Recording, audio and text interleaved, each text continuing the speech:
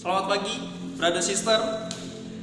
Saya berharap saya temui kita lewat video ini dalam keadaan sehat tanpa kurang suatu apapun. Berbeda dengan minggu-minggu yang lalu, hari ini saya akan membagikan firman Tuhan lewat video karena sebagai murid Yesus kita mau bijak untuk menyikapi kondisi yang sedang terjadi saat ini. Saya tahu mungkin beberapa dari kita hidup dalam ketakutan, beberapa dari kita juga hidup dalam kekhawatiran, ya. Apakah besok saya akan terinfeksi COVID-19? Atau mungkin, apakah besok persediaan makanan saya masih ada? Apakah besok? Apakah besok? Ya, begitu banyak pertanyaan yang muncul di dalam benak kita. Atau mungkin beberapa dari kita bertanya, kenapa divonya online? Kenapa ibadahnya online? Atau mungkin ada beberapa dari kita yang bilang, saya mau kumpul dengan brother sister. Atau mungkin saya mau memuji Tuhan bersama dengan brother sister. Tidak ada salahnya. Brother sister yang saya kasihi di dalam Tuhan Yesus Kristus. Saya tahu hati kita. Saya bersyukur bahwa kita adalah orang-orang yang mau memberikan hati kita satu dengan yang lain. Kita mau mengasihi satu dengan yang lain. Kita mau share hidup kita. Bahkan kita juga mau share pengalaman kita. Tapi hari ini kita terbatas. Tapi Tuhan sudah berikan kita teknologi untuk kita bisa tetap berkumpul satu dengan yang lain walaupun kita tidak bersentuhan secara fisik. 2 minggu yang lalu saya berbicara tentang hidup kita adalah harapan bagi orang lain. Apa maksudnya? Ya, hari ini kita sedang hidup di masa-masa di mana orang-orang mulai bingung. Ya, beberapa waktu belakangan ini setelah kita mendengar COVID-19 pertama terjadi di Wuhan dan kemudian masuk di negara kita, orang-orang mulai khawatir, orang-orang mulai meragukan apa yang mereka pegang. Dan inilah saatnya saya pikir untuk kita sebagai murid Yesus, kita tunjukkan iman kita kepada dunia. Kita menunjukkan bahwa apa yang kita percaya membuat kita terus berpegang pada Dia. Dan hidup kita adalah harapan bagi orang lain. Artinya apa? Ketika kamu punya iman, ketika kamu punya keyakinan yang dalam tentang Tuhan, dan itu membuat kamu kuat menghadapi situasi hari ini, itu akan dilihat oleh orang lain. Dan bisa jadi hidup kamu membawa harapan seperti yang saya ucapkan 2 minggu yang lalu. Sebelum kita mulai Devo ini, mari kita bersatu di dalam doa. Tuhan Bapa di surga, kami bersyukur untuk berkat-Mu.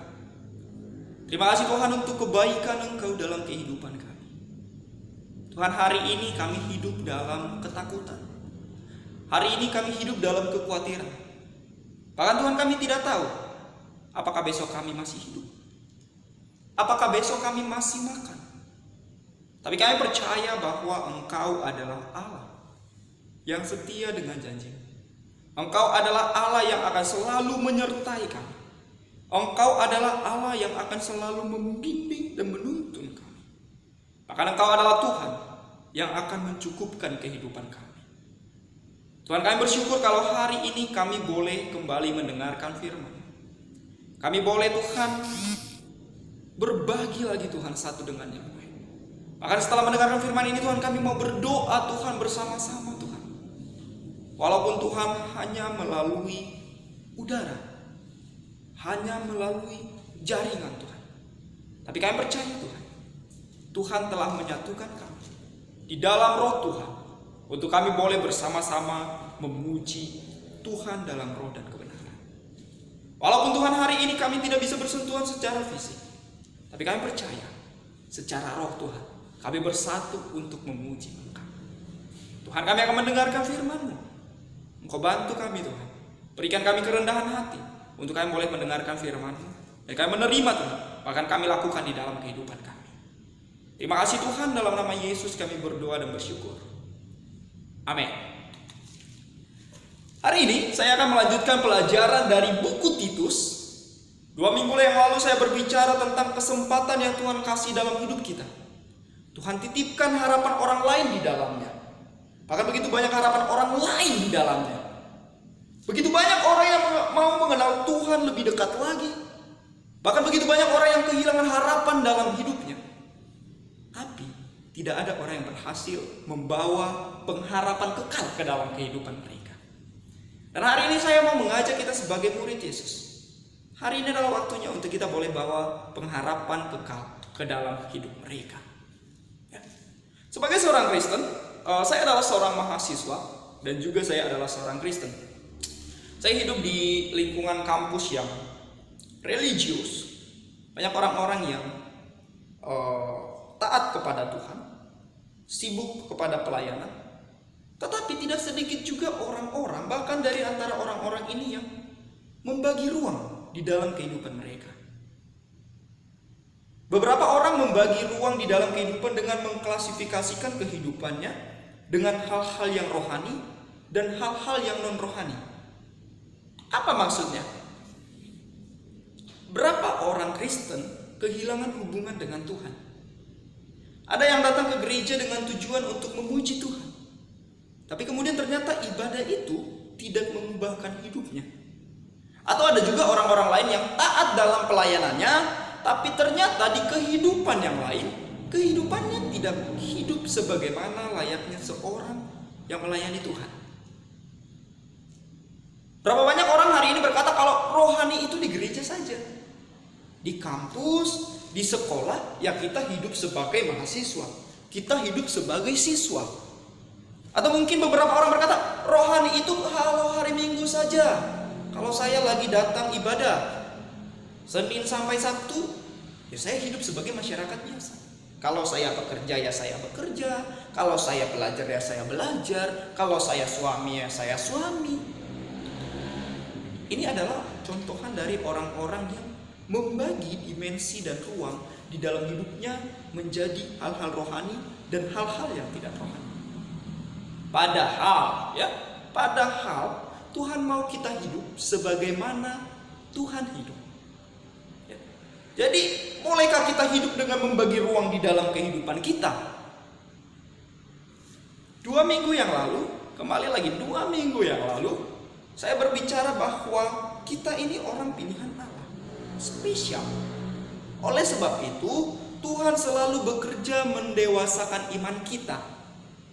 Akan tetapi, di sekitar kita banyak juga orang-orang yang hidup tidak tertib, sama seperti orang-orang di Pulau Kreta. Bahkan mungkin diri kita sendiri juga adalah bagian daripada orang-orang itu. Karenanya diperlukan Injil untuk kehidupan yang lebih baik. Oleh sebab itu hari ini saya akan membagikan firman Tuhan dari surat Paulus kepada Titus di pasal yang ketiga. Kita buka kitab kita di Titus 3 ayat 1. Saya mau bacakan untuk kita. Ingatkanlah mereka supaya mereka tunduk kepada pemerintah dan orang-orang yang berkuasa, taat dan siap untuk melakukan setiap pekerjaan yang baik. Apa maksudnya bagi kita? Menjadi religius bukan hanya taat kepada Tuhan dan gereja, bukan hanya sibuk pelayanan, bukan hanya datang ibadah di hari Minggu saja, bukan hanya datang divo di hari Sabtu saja, bukan hanya berkumpul dengan komunitas rohani. Menjadi religius adalah taat kepada penguasa juga, taat kepada pemerintah.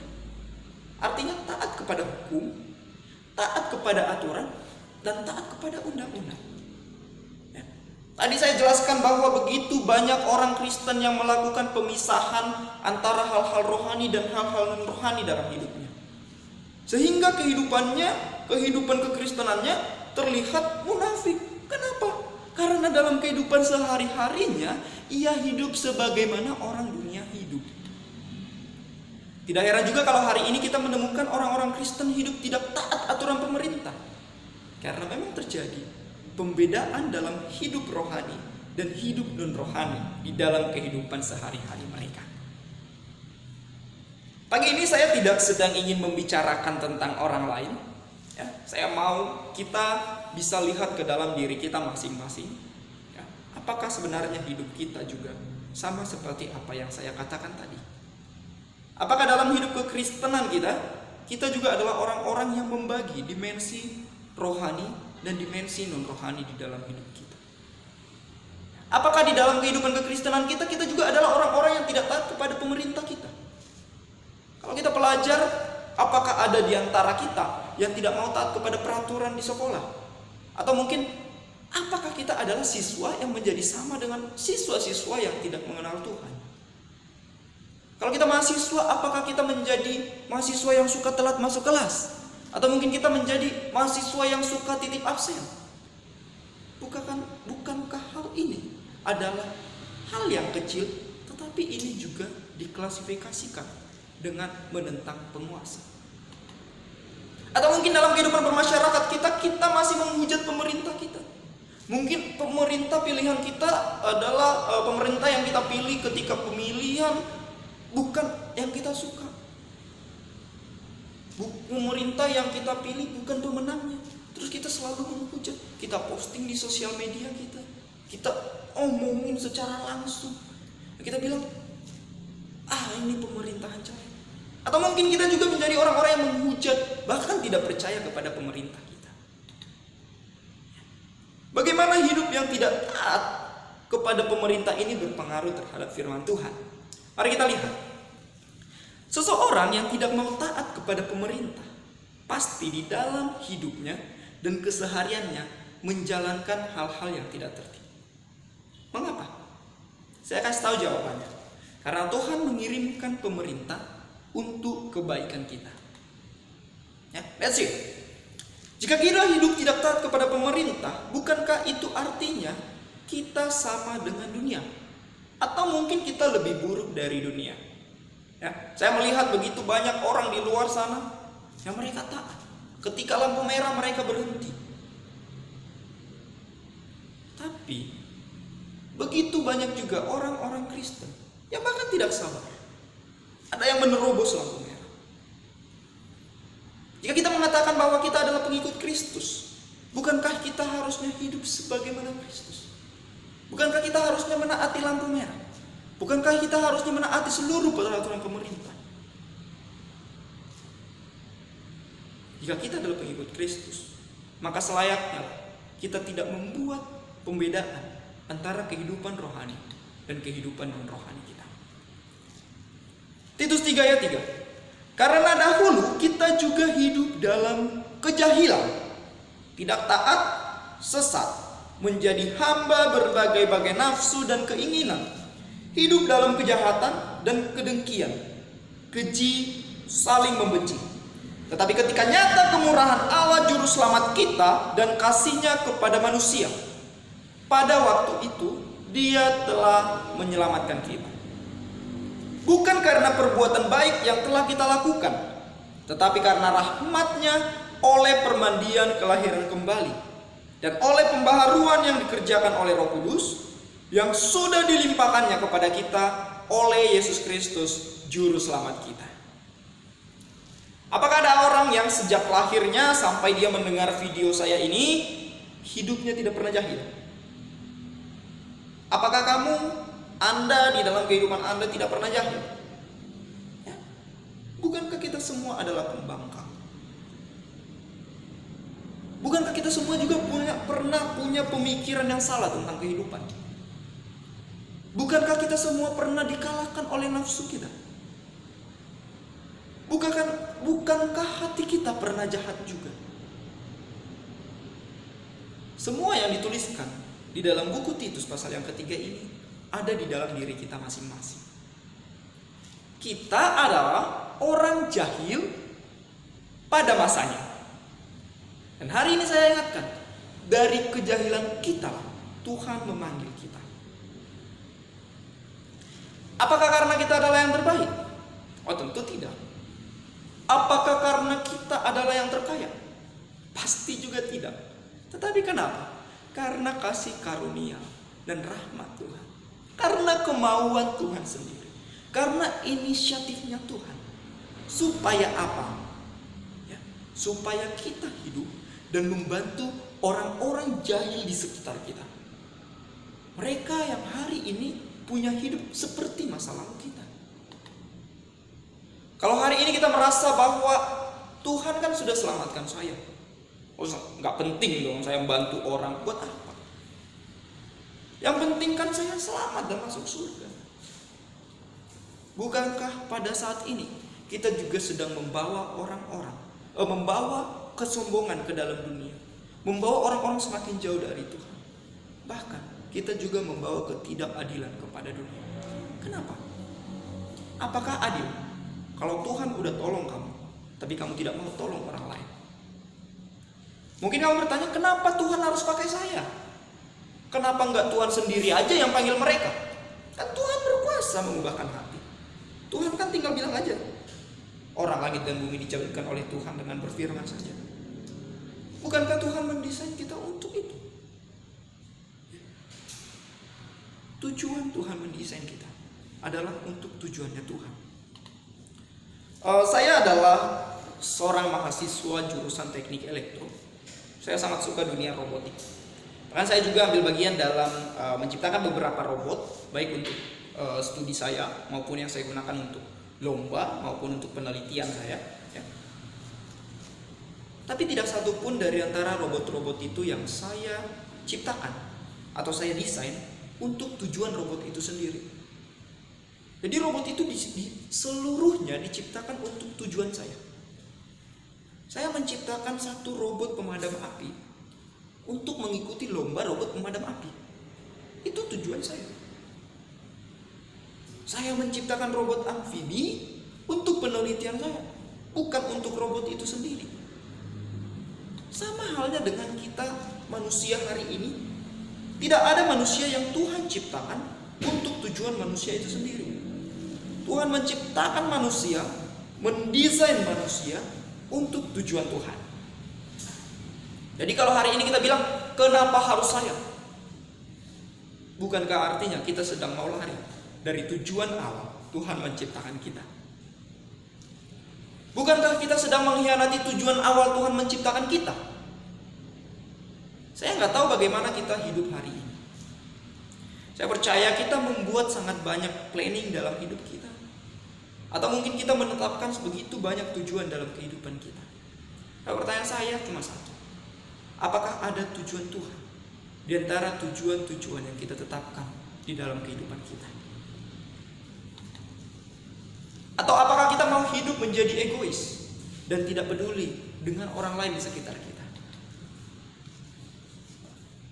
Terakhir, Titus 3 ayat 8. Perkataan ini benar dan aku mau supaya engkau dengan yakin menguatkannya, agar mereka yang sudah percaya kepada Allah sungguh-sungguh berusaha melakukan pekerjaan baik. Itulah yang baik dan berguna bagi manusia. Doing what is good. Sebulan terakhir ini kita mendengarkan khotbah doing what is good. Pendeta Daniel, Pendeta John, Pendeta Stefanus sudah berkhotbah untuk kita. Doing what is good. Inilah inti dari kehidupan kekristenan kita. Untuk melakukan pekerjaan yang baik. Pekerjaan yang baik di mata siapa?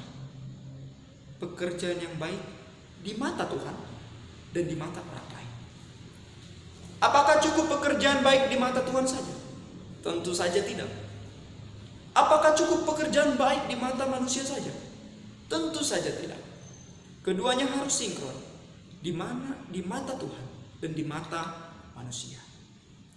Ketika kita melakukan pekerjaan yang baik di mata Tuhan saja dan tidak di mata manusia, kita akan hidup seperti orang munafik. Dan sudah pasti apa yang kita kerjakan jika di mata manusia saja tidak baik, di mata Tuhan itu sudah pasti tidak baik. Kita hanya melakukan sesuatu yang menurut kita itu baik. Ketika kita melakukan pekerjaan yang baik cuma di mata manusia saja, jangan lupa kita juga bisa menyakiti hatinya Tuhan. Tapi ketika kita melakukan pekerjaan yang baik di mata Tuhan dan di mata dunia, saya percaya akan banyak orang yang mengenal Tuhan dan nama Tuhan dipermuliakan. Amin.